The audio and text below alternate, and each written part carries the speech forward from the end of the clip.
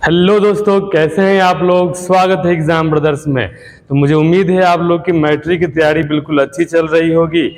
तो हम लोगों ने बहुपद जो पाठ है उसको ख़त्म कर दिया। अब हम लोग अगले पाठ शुरू करने जा रहे हैं जिसका नाम है दो चर वाले रैखिक समीकरण। तो दो चर वाले रैखिक समीकरण को पढ़ने से पहले हमें मालूम होना चाहिए बाबू कि समीकरण क्या होता है।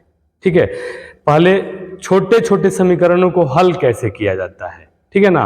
तो आज मैं आप लोगों को समीकरण जो है बिल्कुल जीरो से हाई की ओर आगे हम लोग बढ़ेंगे, ठीक है ना। तो आइए शुरू करते हैं बिना किसी देरी के। कॉपी और पेन निकाल लीजिए और आज का हेडिंग दीजिए आप लोग समीकरण, इक्वेशन। समीकरण क्या बोलते हैं? इक्वेशन।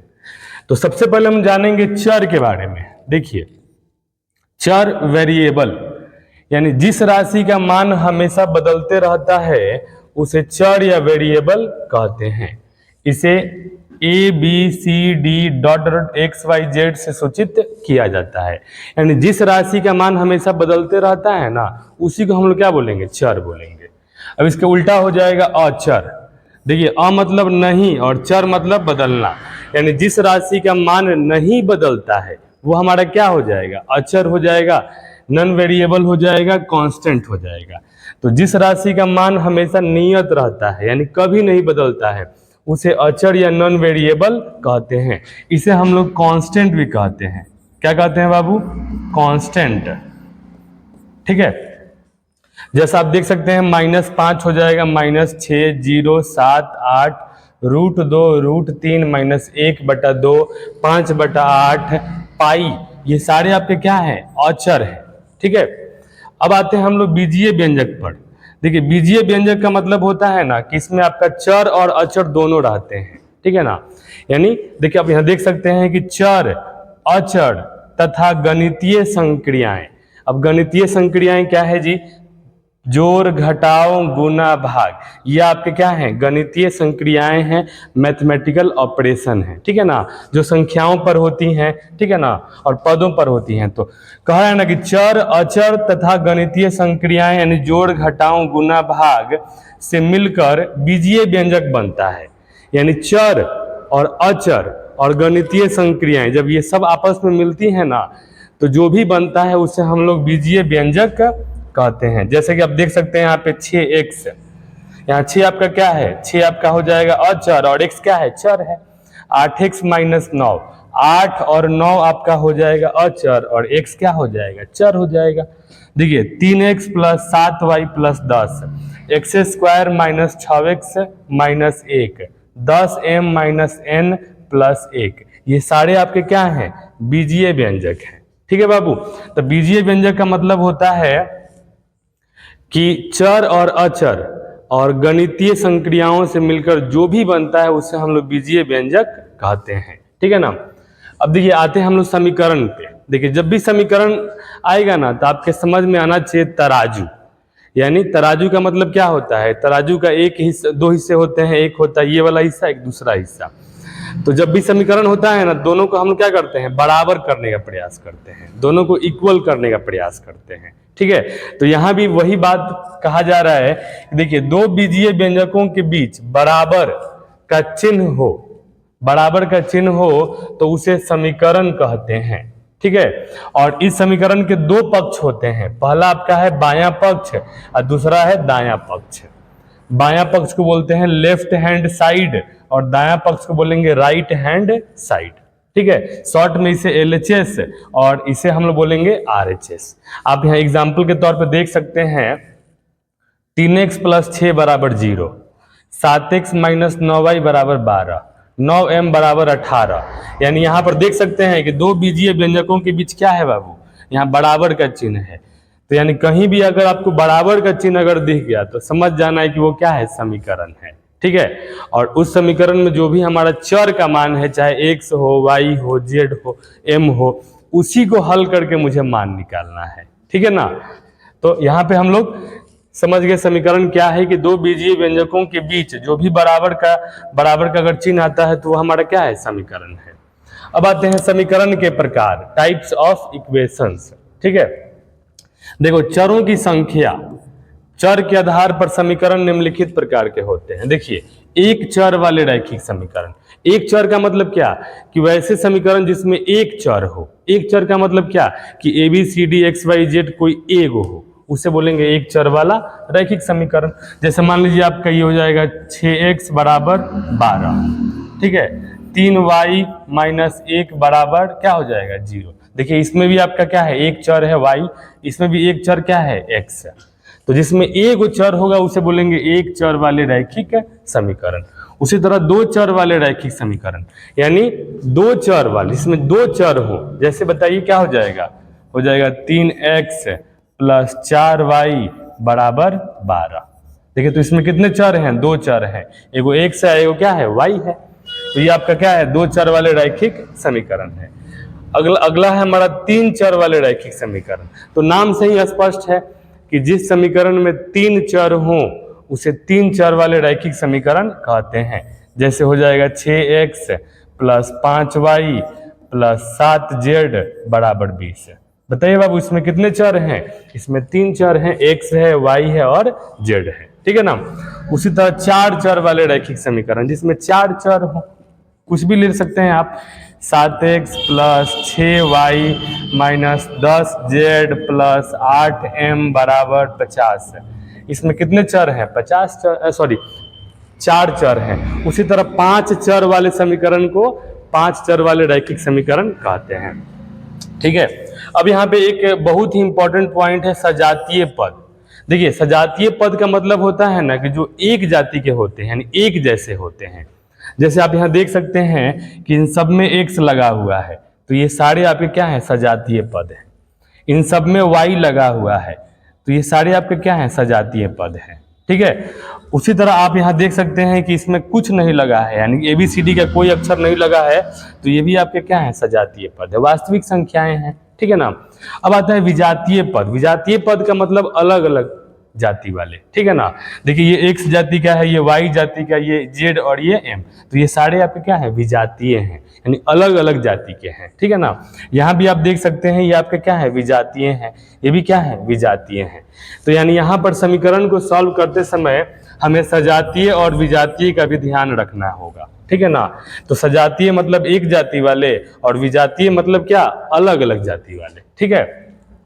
चलिए नेक्स्ट हम लोग देखते हैं। देखिए हमारा हेडिंग है बाबू, एक चर वाले रैखिक समीकरण, linear equation in one variable, ठीक है। देखिए जिस समीकरण में एक चर हो, देखिए मैंने बताया है कि जिस समीकरण में एक चर हो और उसका घात एक हो, यानी घात भी क्या होना चाहिए, एक होना चाहिए, उसे एक चर वाला रैखिक समीकरण कहते हैं। इसका रूप बताइए क्या होता है, रूप होता है x प्लस बी बराबर 0, जहां a का मान कभी भी 0 के बराबर नहीं होना चाहिए और a और b क्या है, अचर है और x क्या है, चर है। यानी क्लियरली आप यहां देख सकते हैं कि जिस समीकरण में एक चर हो और उसका घात भी एक हो उसे हम लोग एक चर वाला रैखिक समीकरण कहते हैं। अगर इसके रूप के बारे में बात करें तो हो जाएगा ax प्लस बी बराबर 0, जहां a का मान कभी भी 0 के बराबर नहीं होना चाहिए और a और b क्या है, अचर है तथा x क्या है, चर है। एग्जाम्पल के तौर पे देख सकते हैं आप, ये सारे के सारे समीकरण है, इसमें केवल x एगो चर है, इसमें भी x एगो चर है, इसमें y है एक चर, इसमें m है एगो चर, इसमें n है, सब में n है, देख सकते हैं आप। तो यानी जिस समीकरण में एक चर हो उसे हम लोग क्या बोलेंगे बाबू, उसे बोलेंगे एक चर वाले रैखिक समीकरण, ठीक है।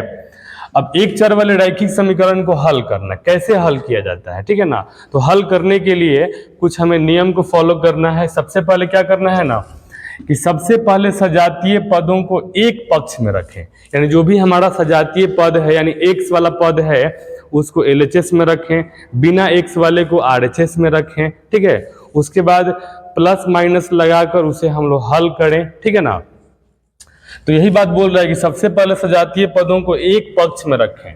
2 नंबर कह रहा है कि समीकरण में किसी पद को बाएं से दाएं या दाएं से बाएं ले जाने पर उसका चिन्ह क्या होता है, बदल जाता है। ये बहुत बेसिक बात है, आप जानते होंगे कि मान लीजिए कोई पद है, RHS में 6x है, अगर हम इसको उठा के अगर LHS में लेके आएंगे तो क्या हो जाएगा, -6x हो जाएगा। अगर इधर माइनस में है तो इधर किस में हो जाएगा, प्लस में। यानी कहने का मतलब ये है ना कि किसी भी पद को LHS से RHS में लेके जाइए, चाहे RHS से LHS में लेके जाइए, उसका चिन्ह क्या होता है, बदल जाता है। आप इस चीज से बिल्कुल परिचित होंगे, ठीक है ना, मुझे उम्मीद है। तो 2 नंबर इस चीज का हमें ध्यान रखना है। और तीसरा जो है विद्यार्थी, इन चिन्हों का हमें प्रयोग करना है। जैसा कि जानते हैं plus plus plus, minus minus plus, plus minus minus, minus plus minus, इन चिन्हों का इस्तेमाल भी हमें करना है समीकरण को हल करते समय।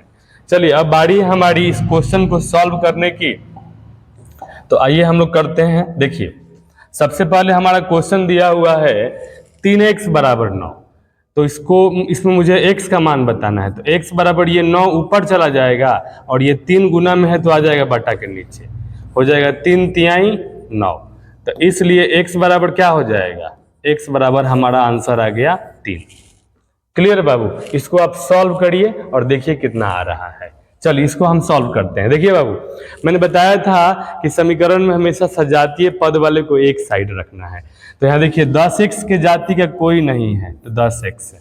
अब एक जो है ना वो 19 के जाति का है, -19 के, तो ये एक को हम उठा के उधर लेके जाएंगे तो हो जाएगा -19। हम एक इधर जाएगा तो क्या हो जाएगा, -1 हो जाएगा। ये हो जाएगा 10x बराबर, बताइए बाबू, माइनस माइनस क्या होता है, प्लस होता है। तो 19 और 1 हो जाएगा 20, और दोनों का चिन्ह माइनस है तो माइनस।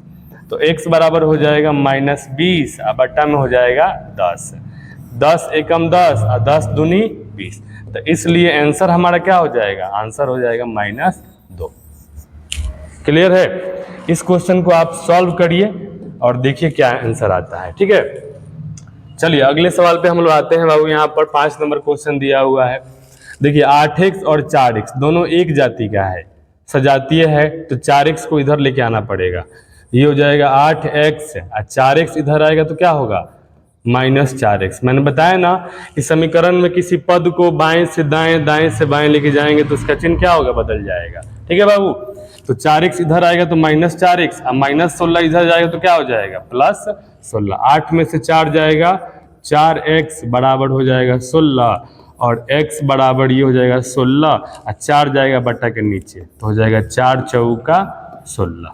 तो इसलिए हमारा x बराबर क्या हो जाएगा, x बराबर 4 आंसर हो जाएगा, ठीक है ना। ये क्वेश्चन बिल्कुल ऐसे ही बनेगा, सेम टू सेम इसको बनाइए आप। चलिए इस क्वेश्चन को हम लोग देखते हैं। इसमें देखिए आपको ये x वाले सजातीय हैं, -1 और 15 जो है वो भी सजातीय हैं, ठीक है ना। तो क्या करेंगे हम लोग, पहले 8x और 8x के जाति का 4x उधर है तो -4x इधर लाएंगे तो माइनस हो जाएगा। इधर आपका हो जाएगा +15, और -1 उधर जाएगा तो क्या हो जाएगा, +1। 8 में से 4 जाएगा, 4x और 15 1 16। तो x बराबर क्या हो जाएगा, 16 बट्टा में जाएगा 4, 4 चौका 16। तो इसलिए x बराबर क्या हो जाएगा, 4 आंसर हो जाएगा। क्लियर है। मुझे उम्मीद है आपको ये समझ में आ रहा होगा, ठीक है ना। चलिए इस क्वेश्चन को आप लोग करिए, ठीक है ना, वैसा ही बिल्कुल है। चलिए 9 नंबर क्वेश्चन को मैं आप लोग को बताता हूँ। इसमें भी क्या है, आपको घबराने की जरूरत नहीं है। देखना है कौन कौन आपका सजातीय है। तो 3x और प्लस में 6x, x के जाति का कौन है जी, -2x। उठा के इधर लेके आएंगे तो क्या हो जाएगा, प्लस में 2x हो जाएगा, ठीक है ना। बराबर उधर कौन बच गया, आपका बच गया 8 बच गया, -9 बच गया। इन दोनों की जाति का इधर है -1, तो -1 उधर जाएगा तो क्या हो जाएगा, ये हो जाएगा +1, ठीक है। देखिए ये सब प्लस में है, सबको जोड़िए, 3 6 9 9 2 11x। यानी आपको प्लस माइनस का कंसेप्ट बिल्कुल अच्छे से आना चाहिए। जिन बच्चों को प्लस माइनस का कंसेप्ट नहीं आएगा ना, उनसे समीकरण कभी सॉल्व नहीं होगा। 11x, अब देखिए हो जाएगा 8 है 1 9, 9 में से 9 जाएगा 0, ठीक है ना, ये हो जाएगा 0। तो x बराबर ये हो जाएगा 0/11, और 0/11 को हम लोग क्या बोलेंगे, 0। तो इसलिए x बराबर क्या आ गया हमारा, 0 आंसर आ गया। क्लियर है। तो चलिए इस क्वेश्चन को आप लोग सॉल्व करिए बाबू, ठीक है ना। और इसका जो भी आंसर आएगा आप मुझे कमेंट में बताइए कि इसका आंसर क्या आएगा। मुझे उम्मीद है आपको समीकरण समझ में आया होगा। तो इसके अगले वाले वीडियो में मैं आप लोग के लिए लाऊंगा दो चर वाले रैखिक समीकरण क्या होते हैं। तो दो चर वाले रैखिक समीकरण को पढ़ने से पहले आप पहले इस वीडियो को अच्छे से देखिए, समझिए और कॉपी में नोट करिए और क्वेश्चन जो मैंने छोड़ा है उस क्वेश्चन को आप सॉल्व भी करिए और देखिए आपसे सॉल्व होता है कि नहीं होता है। तो मुझे उम्मीद है आपको ये वीडियो अच्छा लगा होगा। अगर वीडियो अच्छा लगा है तो इसे अपने दोस्तों में शेयर करें, वीडियो को लाइक करें, कमेंट करें। थैंक यू, धन्यवाद।